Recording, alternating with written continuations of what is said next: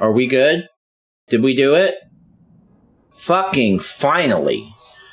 Jesus Christ. All right. That's credits, baby. First things first. Well, this is going to get muted. Let me go ahead and turn that down. First things first. The bottom center of the screen says that we have beaten 47 games in 2024 and 494 since we started doing this in 2020. And those numbers are now incorrect. This game has me flustered. We've now beaten 48 games in 2024 and 495 since we started doing this in 2020. Actually, that's just the GTA music is probably fine. Anyway, we always turn it down anyway. All right. Let's talk about the ups and downs of GTA San Andreas. Buckle in. It's going to take me a while. This is probably going to be a longer video than most.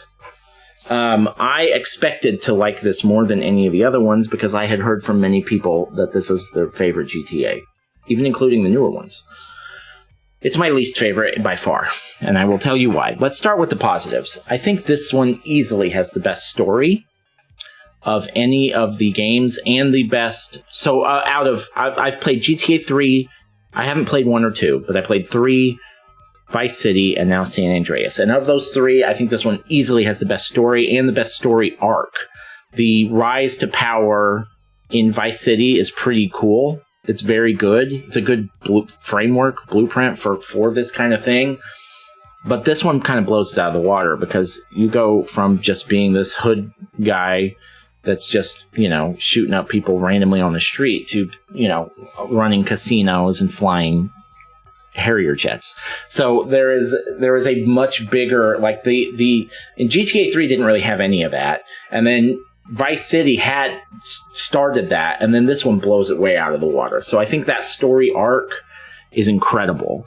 And when you're in the later parts of the game, when you're doing big time shit, and you remember the part of the game where you're just gangbanging on Grove Street, it almost feels like it was a long time ago, like it was a whole different game, and that feeling is cool. That there is a real sense of progress in this game that you don't really get in GTA 3 at all, and is much diminished in Vice City. And I think that is by far the best thing about it. The other thing that I will say I think added some value to this is the checkpoint system is overhauled, where you can actually hit checkpoints within missions. So if you blow something up, if you mess something up, and it's a really long mission with multiple steps, you don't have to go all the way back to the beginning of the mission like you did in the earlier games. They have checkpoints within the missions. Not a bunch, but here and there on longer missions, they do have some much, much appreciated checkpoints. I really liked that. I liked that they tried to do some bigger and better things with the map. The map is a much bigger, much more sprawling area than 3 or Vice City. I have some problems with that. We'll get to that in a second. But overall, the fact that you've got San Francisco, Las Vegas, and LA all in a single map, especially for 2004, 20 years ago, that is ambitious. And overall, I think they pulled it off. I didn't like in 3 or in Vice City how there were sections of the city, and the only way to get from one place to the other was via one highway, and so you had to get on that highway to get from city to city. So you could not drive straight to your objective. A lot of times you had to navigate the highways. They've taken care of a lot of that in this game because instead of water separating the areas, it's mostly land, and you can just drive through it. Again, I have some problems with that. We'll get to that in a second. But again, the map design overall, I think it was an improvement, and it really does have a great sense of scope. I did not know. I knew that this was an LA-based game. I did not know that it also included Vegas and San Francisco, or the GTA equivalents of those. I didn't know that. That's impressive, especially for the time. And then also, I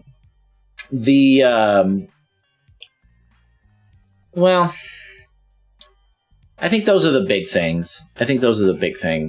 As far as what they took some big swings on and got some real payoff on. The main thing I think is the story and the story arc. It's This game has the best characters, easily. It's got the best plot line. It's conflict, easily. It's got an epic ending. It's got a humble beginning. It's got the whole package when it comes to the story. So I get it, especially for people that care a lot about the story. I definitely understand why this is their favorite. Because it's got so many things that Vice City doesn't have. Now, let's talk about why I hate it anyway. I know I'm going to get shit for this. This is just how I feel. Okay. About halfway through this game, I was debating whether I liked San Andreas or Vice City more. GTA 3 was good, but I liked Vice City a lot more. And about halfway through this game, I was like, San Andreas has all this great stuff with the story. And all the great characters and voice acting that better. All that stuff is better. It's great. But Vice City had something at that even halfway point. So, spoiler alert, I started to hate this game after the halfway point. I'll tell you why in a second. But even before then, there was one big problem that I had with San Andreas that I did not have with Vice City, and I don't fully understand why it even exists.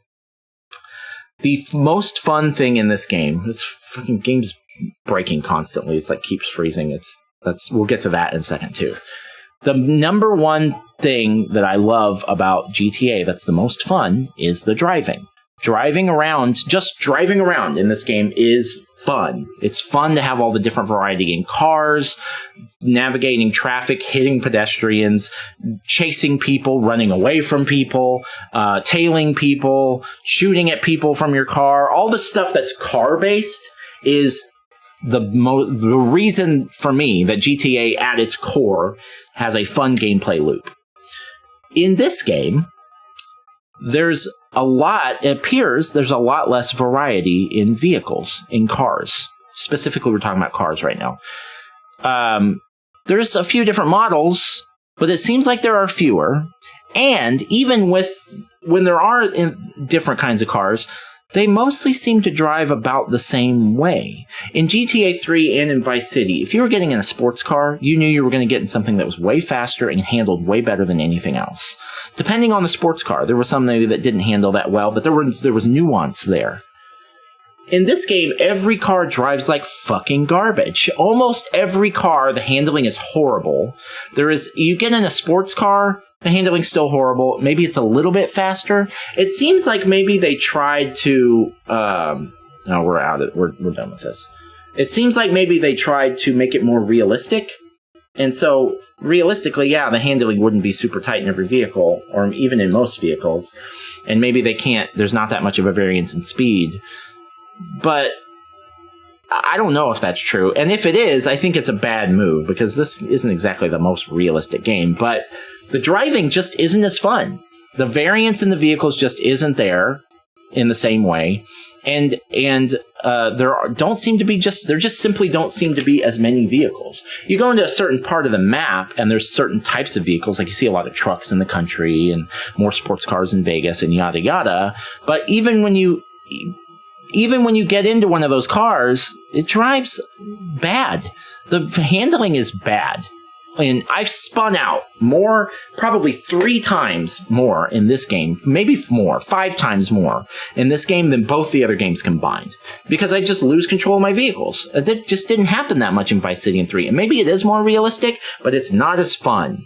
And so I was really struggling with that about halfway through, and weighing that against how awesome the story is. And then also, I didn't think that the missions didn't seem to vary as much. Like, it felt like in Vice City you were doing all kinds of different things. You're running from stuff, you're running at things, you're trying to demolish cars a lot, trying to damage cars until they blow up. You're flying RC helicopters and stuff. Up to the halfway point in this game, the mission variance seems pretty shallow. Now, in the second half of the game, that does change. Okay, but it does not change in the ways that I would have liked. The mission variance in Vice City was like, those RC helicopter missions were super fun. All those missions where you had to like run someone down and try and destroy their car and shoot them. That was great. All the different kinds of missions in Vice City. I loved Vice City. I thought it was great. In this game, they mess a lot, and there were some boat missions that were kind of hit or miss in Vice City, but at least there was some variety, right? In this game, the variety really starts when you hit the desert and you start doing the flying missions. I fucking hated the flying, and there's a lot of missions right there in that center part that you have to fly, and I was garbage at it, and it's not necessarily the game's fault. I like that they were trying something, but in Vice City and 3, I don't know if you could fly or not, but there's no main story missions that you're required to fly anything. So for me, that is a new thing with San Andreas. I didn't like it. It was very realistic, and I appreciated that, but it just wasn't as fun as the driving. And so now I'm suddenly having to do a lot of missions with flying that I don't really enjoy, and I really just want to get back on the ground and do more driving, and there were a lot of them. Again, I don't necessarily think that part is a real knock on the game. That's maybe more of a preference thing, because I bet there's a lot of people that love the flying missions, and maybe that's a big reason why they think this one's the best one, because there's a lot of them. But I didn't like them. I didn't think it was that fun. I really enjoy the driving more anyway. Even in this game where I don't think the driving is as good, that's still my favorite part of the game. Not the combat, not the story, it's the driving. And so I didn't like the flying missions. And then, now there were there's bugs all through this game. And I am playing the definitive edition. And I remember hearing all the problems with that. And I heard also that they fixed most of them. They haven't fixed all of them, and maybe there's some that aren't specific to Definitive Edition, but for whatever reason, there were all kinds of bugs with, like, the shooting reticle and the cars exploding, and, like, when they would show that they are, or, not being able to pick up items. But there were, later in the game, the bugs got worse, which is a thing, I'm pretty sure now. And this is something I've talked about many times, that as games go on, the bugs get worse, because I think they fix the ones at the beginning first. I'm talking game-breaking, mission-critical bugs during cutscenes that would cause the cutscene to fuck up. Bugs that would not allow the mission to continue, where I would have to reload previous saves, lose large swaths of progress. And again, I know that some of that is probably the Definitive Edition, but I played the Definitive Edition in 3 and Vice City 2, and they don't have a quarter of the bugs that this game has.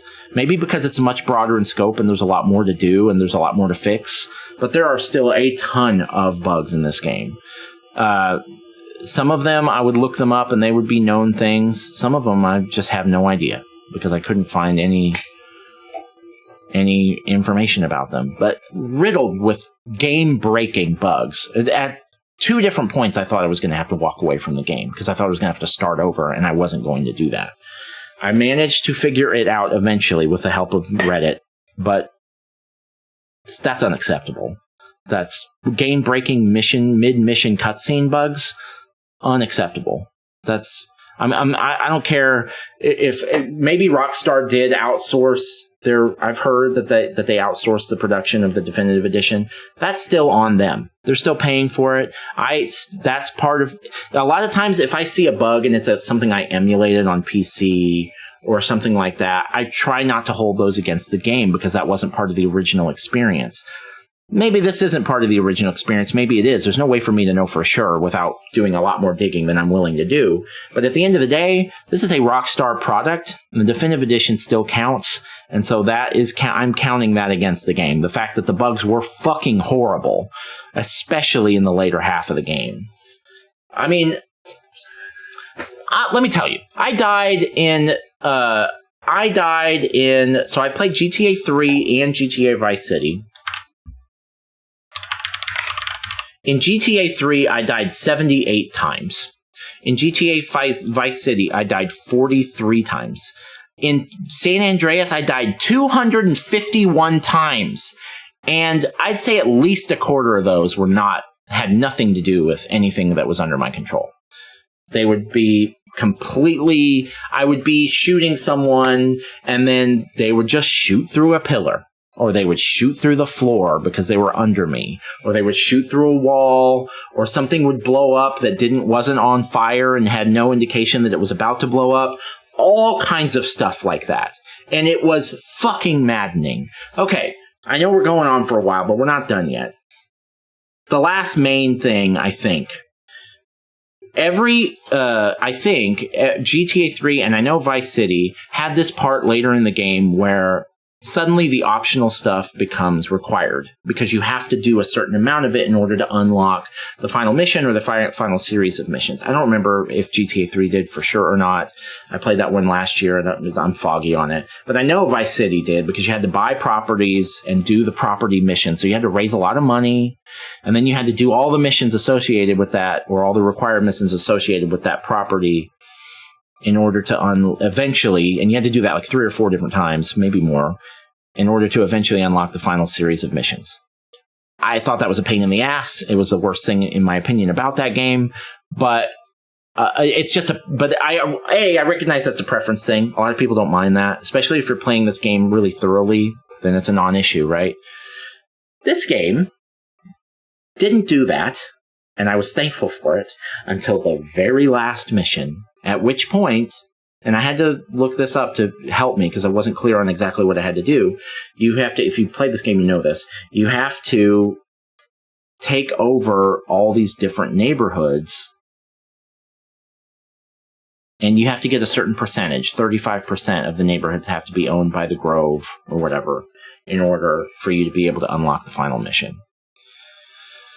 Number one, I hate that. But again, I recognize that that's kind of a preference thing. But number two, man, taking over those blocks is the worst shit in the whole fucking game. It's, first of all, it requires, in fact, in that final area, everything's going to shit, cars are on fire, the cops are everywhere, and there are people shooting each other's streets because it's like a riot situation. It's part of the story, right? It's hard to find a vehicle that won't blow up as soon as somebody gets out of it. They just blow up for no reason. I'm not joking. If you know, you know.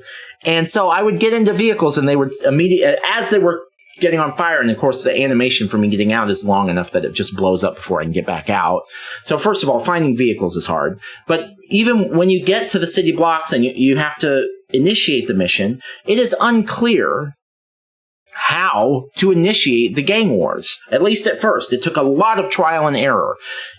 At first I thought you could just kill people. Turns out running over people does not count. You have to shoot them.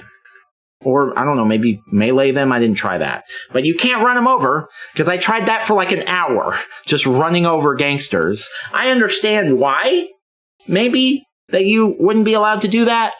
But nobody ever told me that. And so it's just a lot of trial and error. And then, even if you understand that you have to shoot people, who you have to shoot is unclear. You would think it's just the people in purple, because that's the rival gang.